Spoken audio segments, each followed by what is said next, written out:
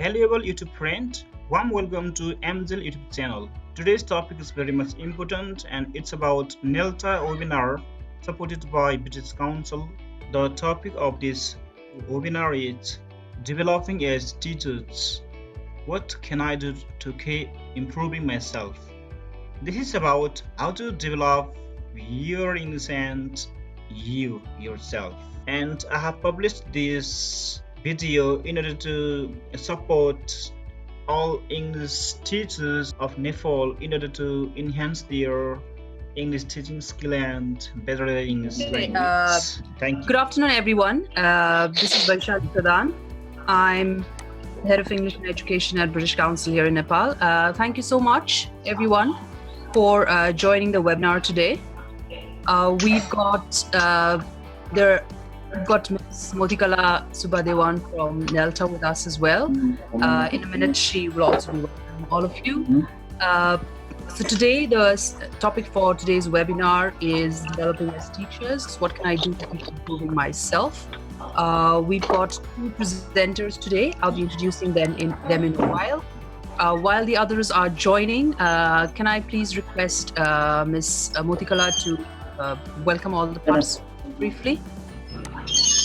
Thank you, Baisaliji. To formalize the inauguration of this webinar series, we have to maintain the decorum of speech. Let us begin with addressing all.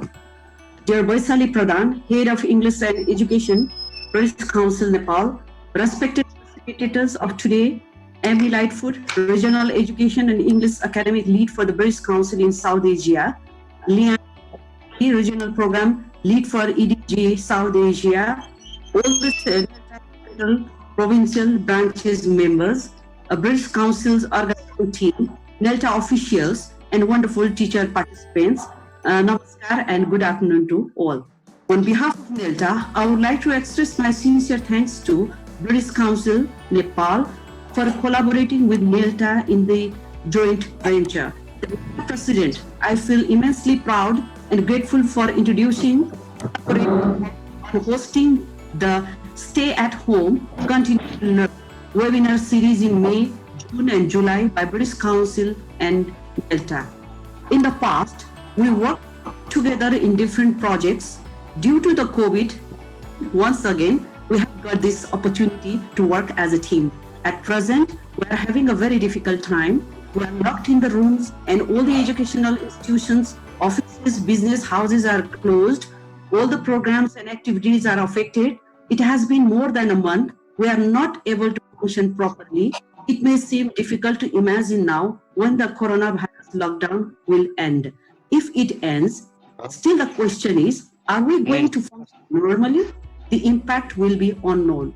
Lockdown has made us to seek for new arena and to explore for future endeavor. It has us to take into transition from physical teaching to virtual. TU has also instructed we know this is not a replacement, it is only a supplement. We have to adopt digital teaching to manage crisis at present. We know there are challenges in the implementation of virtual teaching at present and in future. Somehow this regular series of webinar will help you to with the situation at home safely. You keep learning.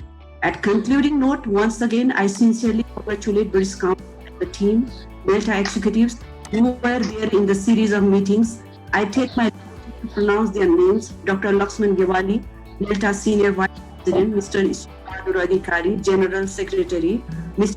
Sapkota, Treasurer, my team, Nelta official, Mr.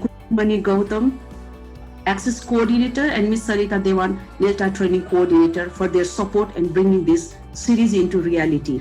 I would like to give gratitude to all the facilitators have agreed to be part of this and provided their time in spite of their busy schedule. From Nelta, Professor Dr. Laxman Gewali, Mr. Ashok Sapkota, Dr. Suman Laudari, and Mr. Sagun Shrestha will be there with you in coming series. I hope this webinar series will able to address the spirit of stay at home, continue to learn, and provide an insight to plan future strategy to face ELT during and after COVID. I believe we together, British Council and Nelta, can make the differences bring changes in future ELT in Nepal. Finally, I wish you all the best for the success of the workshop. Be safe and stay safe. Thank you very much. Thank you, Motikalaji. I'd now like to introduce our two presenters for the day. Our first presenter, Miss Amy Lightfoot. She's the Regional Education and English Academic Lead for the British Council in South Asia. She oversees the Connecting Classrooms program in this region and leads on the academic strategy and quality assurance of other education projects and related research activities. Our next presenter, Liana Hyde, she's based in India and she leads on British Council's English for Digital and Girls Education program in South Asia. Her background is in English language teaching and teacher education. Her recent experiences include leading on large-scale teacher development projects in India, Uganda, Ethiopia, and Sudan. It's a privilege to have both of them as presenters for our first webinar series.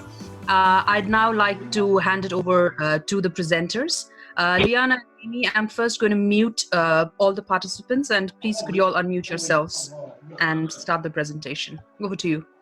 Sure.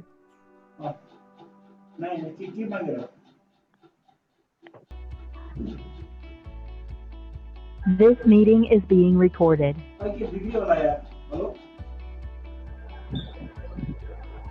Liana, unmute yourself first. Unmute yourself, Liana.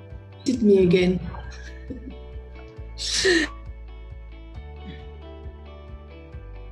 Again, you are unmuted. You're muting me every time. Ma'am, can you gear up with the volume? I have some difficulty. Lina, ma'am, can you gear up the volume? I have some difficulty in getting what you are speaking. Okay, because I was on mute. So can I please request everyone to not speak so that the presenters can start? Okay, please. Thank you. So welcome everybody to this the first series of Stay at Home and Continue to Learn webinars. As Vaishali was saying, this one is focusing on developing as teachers and talking about continued professional development for teachers. So a little bit of housekeeping before we, if I can move this. So as you will have, this whole meeting is being recorded and will be sent to the recording of the meeting tomorrow to your email. So you can share this with other colleagues that perhaps couldn't attend. To find more information about this series and the following follow-up webinars, you can go to the British Council Nepal website. You'll also receive in the email that you get tomorrow a link. You can type in your name and download your certificate for attendance. And you'll also receive a link to an evaluation and needs analysis form. And we would like to kindly request that all of you give us as much feedback as possible, as this will help us to design more webinars within this series and to make sure that they really suit your needs. So a little bit of housekeeping before we get started. So if you are not the speaker, please keep yourself on mute. Can everyone mute themselves right now? I can see one person who's not on mute, apart from me. So please mute yourself because there are 250 people on this webinar. So if everyone's microphone is on, we will not be able to hear anything. So please keep yourself on mute as much as possible. It's also recommended that you switch off your video during the presentation. I'm doing the opposite. Myself and Amy will keep our videos on, but in order to not use lots and lots of bandwidth, it's probably better to keep your video off.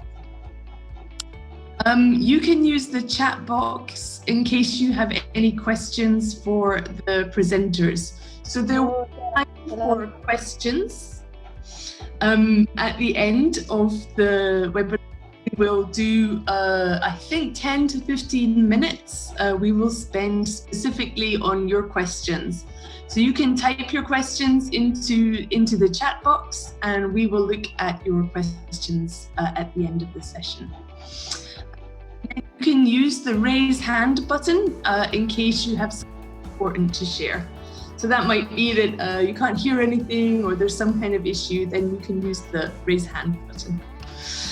Okay, so on to this webinar.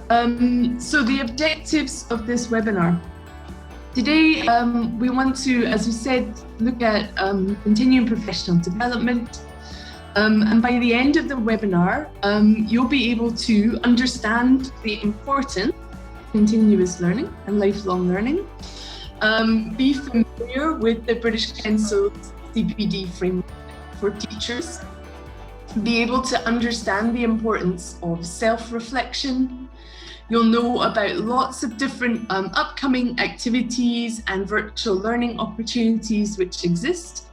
And you will have a list of useful links for your own self-development. So myself and Amy are going to present on all of these different topics for the next 45 minutes to an hour. We'll go between us, and I'm going to now pass over to Amy to take you through the next part of the presentation.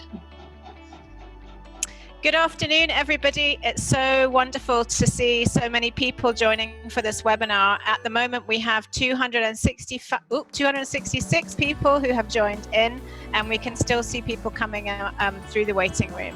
So hello and namaste to everybody. It's a real pleasure to be able to talk to you all today with Liana, and my thanks to my British Council and Nelta colleagues for inviting us to talk to you today. Okay, so just to get started then, we're looking at this question of why continuous learning is important for teachers. And Liana and I, although we work on lots of different programs, we are also teachers. And this is something that we think about a lot, how we can continue to develop our skills and our knowledge. So my question for you to start with, and I'd like you to put your answers into the chat box, please. My question for you is, what do you think about this question that's on the screen? Why is continuous learning important for teachers? If you could just put your comments in the chat box, your answer to those questions, I'd like to have a look and see what your ideas are before I share some of our ideas with you. Okay, so I can see lots of people saying to get updated, to stay up to date. Yeah, lots of people saying to be updated, so something about technology, professional excellence, new skills, to be familiar with current issues. Yeah, gaining knowledge. Oh, I like that. Without professional development, we won't remain teachers. That was a nice comment there. To have a healthy professional career, that's nice too. I like that. To keep us abreast of current trends.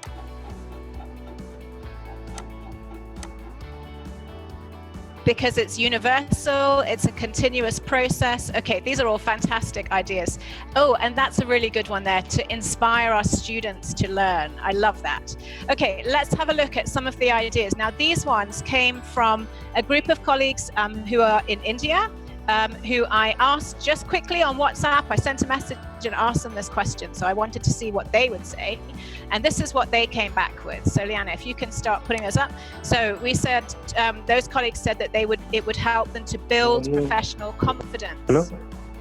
They also said that it can be very motivating and it keeps work interesting. I totally agree with that. I think it keeps you from getting bored with what you're doing. You're constantly trying out new things and having new ideas for how to do things in the classroom. It's important to keep up with the latest research and to stay up to date with the current trends and things in teaching. There was also somebody who mentioned about technology and how it changes very quickly.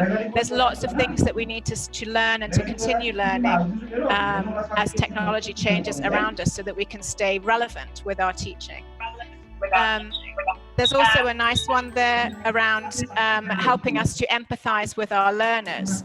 So if we are learning, we provide a really good model to our students that we are working with. That learning is a continual process that you continue right through school, beyond school, and even as you go into your profession. I really like that one. I think it's important. Okay, what have we got to help shape education for the future?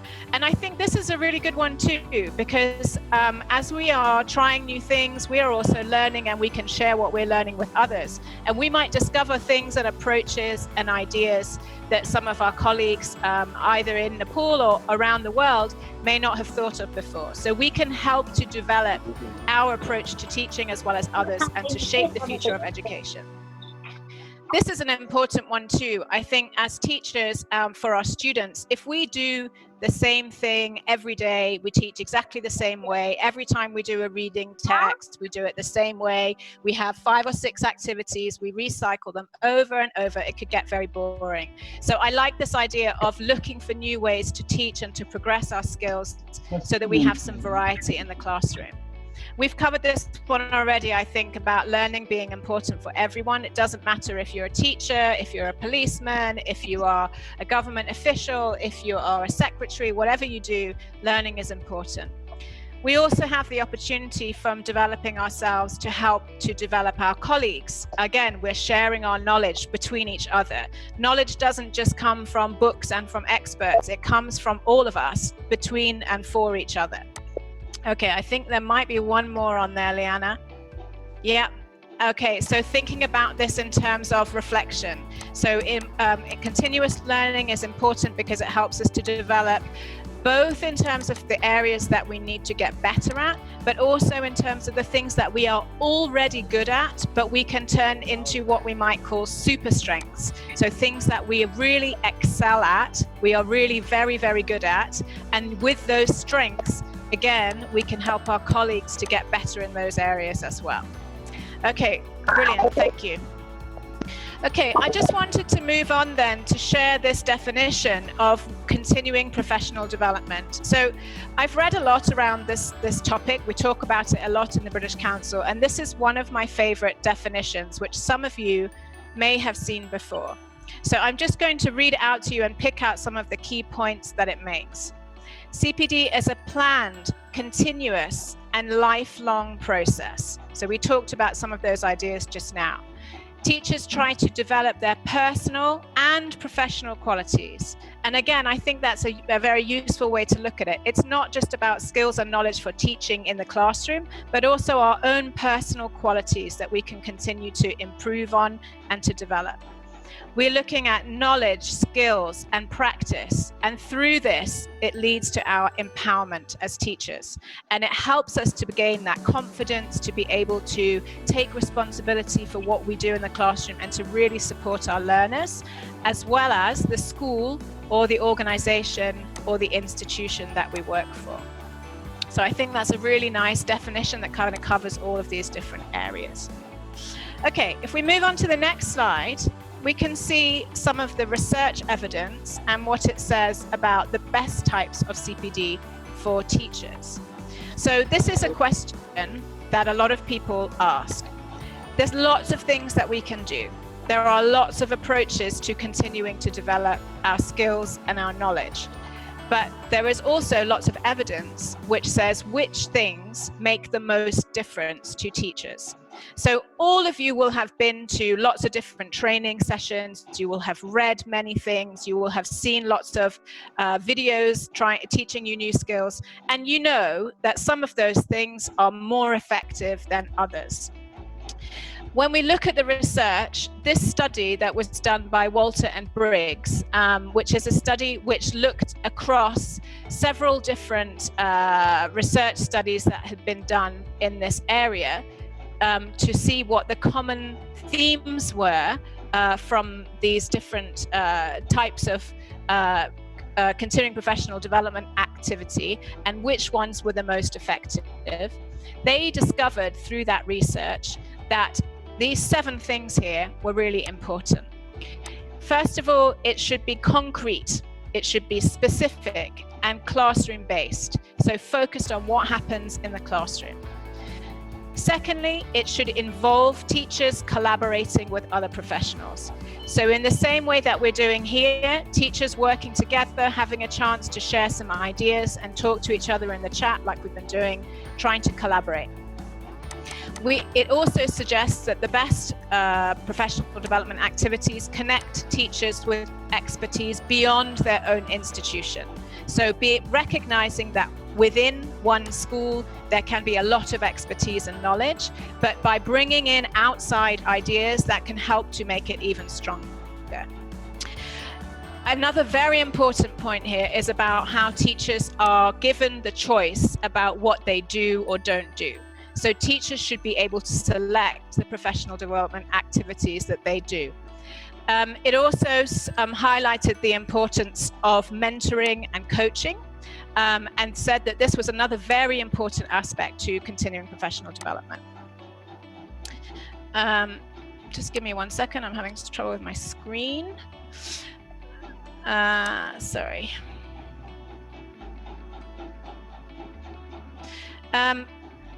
Next, the research showed that this should be sustained over time. So not just a one-off activity, but something that should happen over a period of time. And finally, it said that the research shows that in order to be successful, it needs to have the support of school leadership. So that means that the head teacher in your school needs to be not only providing opportunities, but following up, checking that teachers know how to think about their strengths and areas they want to develop, providing ideas and support for how they might continue their own development. Of these 7 items that we've seen here, the session that we're doing today is really focusing on the 2 that are given in bold. So we're trying to involve you in selecting your own professional development activity by giving you a lot of options and ideas for things that you might do. And we're also trying to emphasize the fact that professional development needs to be sustained over time. It's not about one webinar, one training activity, reading one book. It's about really trying over time to do a series of different activities and things. Okay, moving on. Some of you may have seen this before. Can you tell me in the chat, if we move on to the next slide, have you seen the British Council's framework of continuing professional development for teachers before? Can you just tell me in the chat, have you seen it before? Yes, yes, lots of yeses. Yes. Lots of you have seen it, not yet, okay. A few no's, mostly yeses so far. Keep going, let's have a look. Oh, yes, it's very comprehensive, good. No, no, no, yes, okay. A bit of a mixture. Okay, so I'm not going to spend a huge amount of time on this, but I think it's a very useful way of thinking about the different aspects of teaching that we can develop. So what we did at the British Council is we pulled together lots of different ideas and research and frameworks that were existing and trying to identify these 12 what we call professional practices, which make up teaching. Some teachers will do some of these, not all of them, but most teachers will at some point in their career be working across these 12 professional practices. So we've got planning lessons and courses, managing resources, so that means the things that you use to teach with, so teaching and learning aids. We've got using inclusive practices, so supporting learners who have different needs.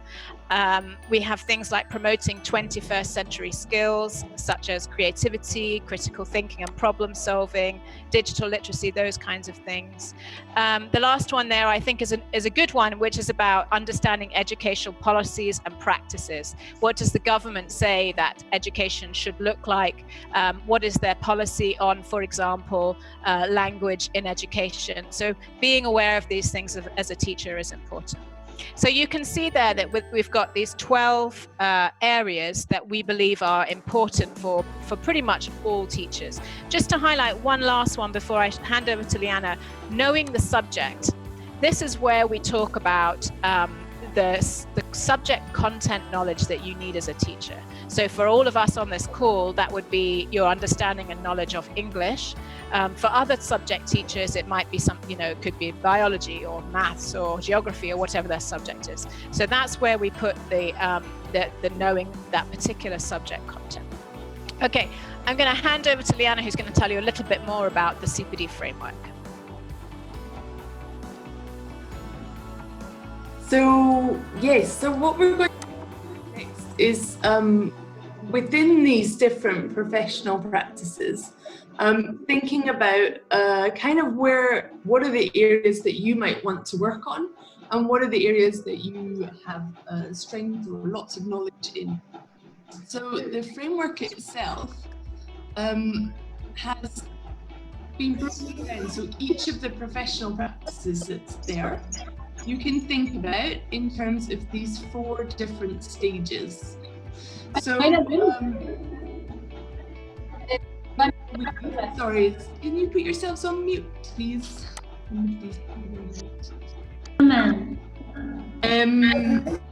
So, if you think about the 4 different stages, if we look at, for example, one of the professional practices like integrating ICT, and think about what these 4 different stages are. We've got awareness. So you've heard of the professional practice. So for integrating, you might have heard of the concept of using different ICT within your classroom. And that's pretty much your level. You've heard about it, you understand what it is, but that's it. Then move on to understanding. So then you know what the professional practice means, and you know why it's important. So for integrating ICT, you might know about the fact that people are integrating ICT into their lessons, using computers, using mobile, whatever, within their classes, and you understand something about why people are doing it, how it's helping them to teach. And then the third one is engagement. So in terms of engagement, then you demonstrate competency in the professional. So for example, for ICT, you are able to use ICT within your classes. So you're using computers effectively with your students, or you're giving them work in their own homes using computers or different ICT. And then integration, you demonstrate a high level of competence in the professional practice, and it consistently informs what you do at work. So you're consistently able to integrate ICT into your lessons. And often people who are at this kind of integration level will also be teaching other people. So we'll be supporting and helping colleagues to learn and to integrate ICT into their classes as well. So that's just an example for one of the different competencies, but you could also look at this for all of the different competencies and kind of reflect on your own ability in each of these different areas and sort of create a little profile of yourself. So here's a profile that one teacher has done, and they have looked at each of those professional competencies and thought about where are they in terms of those 4 stages. So they then have a nice idea of what areas they need to focus on in the future. So you can see this is fairly typical for teachers. You don't tend to get everybody is great at everything. That we have a mix of different skills and knowledge of different areas. And if you do this across a school and look at teachers with their skills and knowledge, it can be very interesting to see how teachers might be able to support each other. So if we're moving on to think more generally about self-reflection, so that's one way that we can reflect on our teaching practice. But it's important, really important for teachers to reflect. Teaching is quite a particular profession. It's a little bit different from other professions maybe, because we're often in a classroom situation where lots of things happening. And we have to, at some point, kind of take some time out and think about what's working and not working, or perhaps after the class is finished. So it's a form of reflection. So as you can see, what John Dewey was saying was that we do not learn from experience, we learn from experience. So just highlighting why it's really important to think about what we've been doing as professionals, and hopefully that will help us. So what you can see here is a kind of self-reflection cycle. So little questions that you might ask yourself about what you're doing. So what are you doing in your class, for example? Why are you doing it? How effective is it? How are your students responding to it? And how can you do it better? And then you can see the cycle begins again. So it's kind of like lifelong learning. It's something that you continue to do. You never finish reflecting. I'm done now. So it will always continue within your life and always remain as the cycle. Here we have some ideas for how you can reflect on your teaching practice. So here we're going to try and do a little poll. Let's see if it will work. I'm going to launch the poll. And you can have a look, and I'll just talk you through some of these ideas as you're doing. So you can see which of these things you've done, and you can vote for more than one thing. Is that working? Is it coming up? Do I need to start that for you, Liana? No, it's fine, it's working. I can see people are doing it.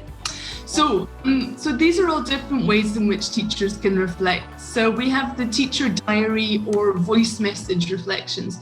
So teacher diary is your traditional way of writing down each day. You might write down after your lessons are finished and think about what went well, what didn't go so well, what I'd like to work on in the future.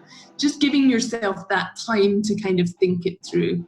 But obviously with technology, we've got our little smartphones. It's really easy now to just record voice messages to reflect. So instead of having to write it down, we might just take a moment in the corner and record a few of our reflections using a voice recording. Excuse me. And then we have peer observation. So this is a really nice way to reflect and to engage in conversation with your colleagues in a kind of non-threatening way. They can come in and observe your classes, and you can discuss things that are happening in your classes and discuss different ideas and reflect on what might be working or not working so well in your classes.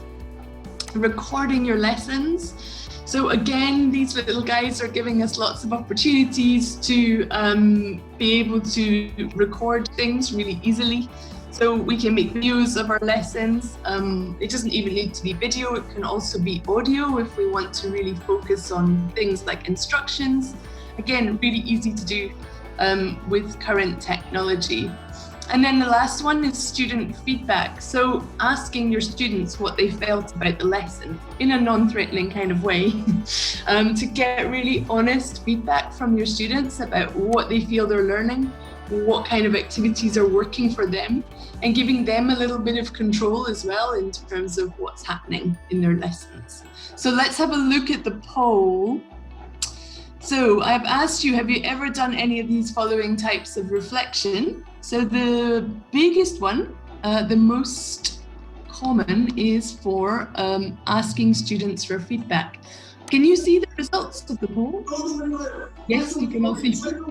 Okay, so as you can see, peer observation, that's great, excellent. So many people doing peer observation.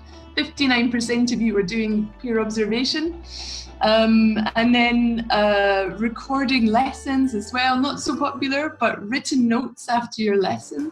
Again, that can be really, really simple, really fast little ideas and notes, but really, really useful. Really the important thing being the process of actually thinking about what's happened in the lesson. And then writing a teacher diary. Okay, brilliant. Looks like you're all reflecting lots on your teaching already. So what can we do? Let's see if we can move on to the next.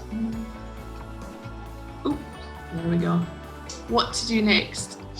So what we can do then as a result of all of this reflection is to start looking at kind of patterns and areas and places where we want to really develop our skills, and think about plans around what we might want to do and what we might want to focus on. So I think this is a really useful thing to have a look at when you're thinking about how you want to focus on development.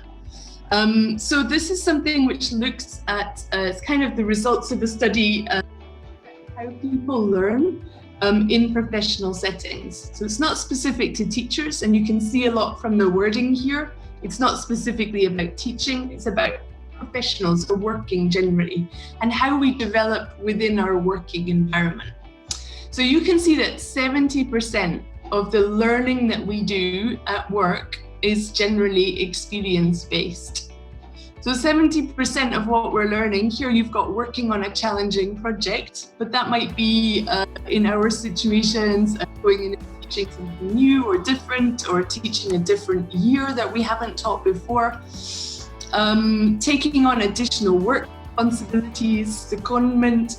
So a great opportunity often in our classes to be trying out lots of different new things in the classroom. And that kind of experience-based learning is exactly what we're talking about here. And that's 70% of what you learn when you're, and the way that you'll develop and learn new things is through that type of learning. Then we have 20%, which is peer coaching, feedback-based, network with external companies, and mentoring.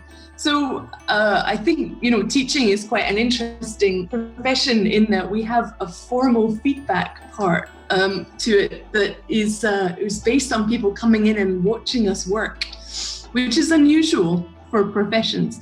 But it also means that we get this fantastic opportunity to receive feedback on a regular basis from our peers, but also from our other people that are working, our colleagues working in schools. So that can be a really, really good way for us to learn and to develop as teachers. And then 10% is the formal education. So that's taking a course. It's going to 5 days of training, and that's where we're learning 10% of new knowledge. So most people tend to think it's kind of the other way around. Yeah, if I want to learn, then I've got to go and take a course. But it's just to sort of switch that over a little bit and help you to think about the importance of that kind of experience-based learning that we're doing all the time. So just to keep you thinking on that way about different ways in which we can develop in terms of CPD activities that we might want to do, and to get you thinking about what are the different types of things. So this is 3 different levels, which are kind of low resource to high resource in terms of what they need. So you'll see that attending conferences and face-to-face training and workshops, that tends to be on that kind of right-hand side, on the high resource side. And the low resource side often is that kind of experience-based training that we're all taking part in anyway. So you can see lots of examples there: buddying, joining communities, listening to podcasts, reading blogs, etc.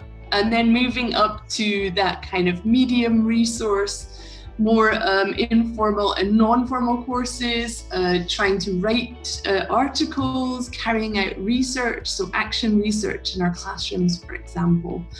And then higher resource, looking at these kind of more face-to-face training and work shadowing, coaching, etc. So I'm going to pass over to Amy to kind of talk you through what this might look like in action. Thanks, Liana. I'll just pick up 2 questions that were just related to the last slide about what buddying and work shadowing were. So Liana, do you want to just explain what buddying is? So buddying in well, in a teaching situation, you might have somebody who's working as this on the same, teaching the same year as you, or teaching the same class as you, that you might want to decide to work together on a little project with, or decide to plan lessons together. Sometimes buddying happens when we have new teachers coming into a school, and they might get buddied with somebody who's more experienced. So it's like buddy means friend, and so it's like a friend, a support system for new teachers, for example. And the other one was, Amy? Work shadowing. Work shadowing. Yeah. In a teaching scenario, I suppose it could be so you're going to look at somebody doing a different job. So, for example, if you were interested in school leadership, you might go and shadow a head teacher for a few days and go and understand something about what their job means, what they do on a daily basis, and get a better understanding of whether that's the type of job you would want to do in the future. It could also be if somebody is a head of department, or if somebody like does something, some extracurricular activity, and you've never done an extracurricular activity and you want to find out how they manage the students when, you know, they're doing a club or something. It could be any of those things. So just finding somebody who does something you're interested in and haven't done before, and then going and following them around like a shadow. Okay, we're going to have a look then, as Liana said, we're going to look at a little case study, because we think that sometimes when you're presented with all of these different options of things you can do, and like, you know, all these ideas, it can be a little bit overwhelming sometimes, trying to work out how to move forward, or how to decide on something to do. So this is a little case study. So this is Suchita. She's a teacher in a secondary school in a medium-sized town in Nepal. She's an English subject teacher, and she did her B.Ed 7 years ago, and she attends training workshops every year. So the mandated training workshops that are run by her provincial government, she attends those workshops. Okay, that's what she does. But she's really interested and motivated and wants to get better at her teaching. She's been teaching for 7 years. She tries some things out sometimes, but she's looking to do something new. Okay, let's move on to number 2. Okay, so the first thing that Suchita did was she thought about what her strengths were. And I think, you know, again, coming back to this idea I said earlier on in the session about super strengths, I think sometimes as teachers and just as people generally, we spend a lot of time thinking about the things that we're not very good at. And actually, it's really important to think about the things that you are good at as well, because you can help other people to develop those skills. You could be a mentor for somebody who wants to get better. So in Suchita's case, she's really good. She identified that she's really good at lesson planning. And that she was able to take a template that had been given to her in a training session, and she uses that template all the time. She thinks about what she wants her learners to achieve during the lesson. She plans her activities really carefully to help them do this. And then she, very importantly, checks what they have learned by doing a formative assessment, and she plans the next activities and the review activities she might do accordingly. So I think, you know, she's really confident that she knows how to plan a good lesson, and she knows the elements that go into that. So that's great. Okay, so then she started to think, okay, but what am I not so good at? What are the things that I need to improve a little bit more? Okay, so moving on to the next box, number 3, she recognized that one of the things she finds difficult is managing the lesson. Okay, she teaches in a secondary school, she teaches teenagers, she has quite a large class, and sometimes they can be a bit noisy, a bit boisterous, and she feels sometimes that her class is a total chaos, which she can find a little bit stressful. So she's got a lovely lesson plan, she knows what she wants to do, but sometimes it all just falls apart. And I think all teachers can relate to this. I think we've all been in this situation at some point in our career. So what does she do? Let's have a look at number 4. Liana? Sorry, thank you. So this is what Suchita decided to do to try to to try to figure out how to solve this issue that she had. So she asked one of her colleagues to come and watch her lesson. So we talked earlier about peer observation. Many of you said that you had done peer observation before, so this is a nice example. And she very importantly gave her peer observer a specific question that she wanted her observer to look at during her classes. So this was looking at, okay, why are my lessons so chaotic? What is the main problem? Can you see what is going on that is causing the issue? And what her colleague helped her to do was to realize that she had an issue with giving instructions. So she would start to explain an activity, the students would get distracted, they weren't listening to what she was saying, and then she would ask them to do a task and they wouldn't have any idea what they were supposed to do. Then it was a big mess, can you explain, and there's, a big mess. So once she had figured out what this particular thing she wanted to work on, so this is really important again about reflecting on specific and concrete things that we want to improve on. So identifying what is the particular issue that I want to improve on. So next, she then decided that she was going to have a look online about ideas for instructions, and she wanted specifically to look at how she could make her instructions better. And she found a series of resources online. She looked at some documents, she watched a webinar, and then she made some notes and she tried them out in the classroom. So she tried out these ideas that she had to see which ones were successful and which ones were not so successful. And another thing that she could, well, actually, I'm going to ask you. So what else do you think she could have done once she was trying things out? Was there something else that maybe she could have done after she did that would make sense? If you have an idea, can you write it in the chat? What else could she have done at that point?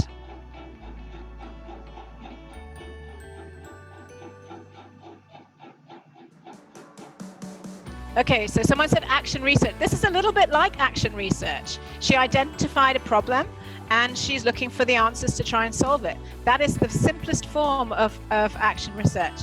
She could have raised her voice. Okay, yeah, she could have tried that. Okay, some more questions about some more suggestions around action research. Yeah.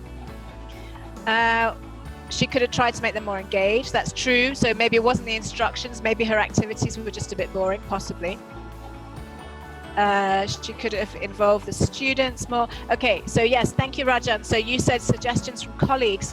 She could also have asked other colleagues for some ideas. That's a good idea. And she could also have asked her colleague who came to observe her to come back and see whether she noticed any difference with the way that her instructions were being given, and to give her some feedback again.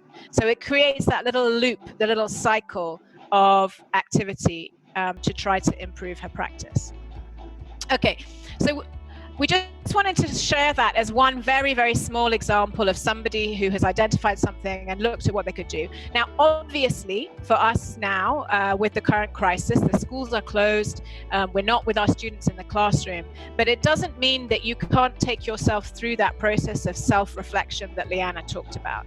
Now is a really good time to think about, okay, if I think back and reflect on my classes, what are the particular things that I might want to improve on? Where do I have things that I just don't feel comfortable with, as well as the things that I feel really confident about that maybe I could write something about, or I could share something with my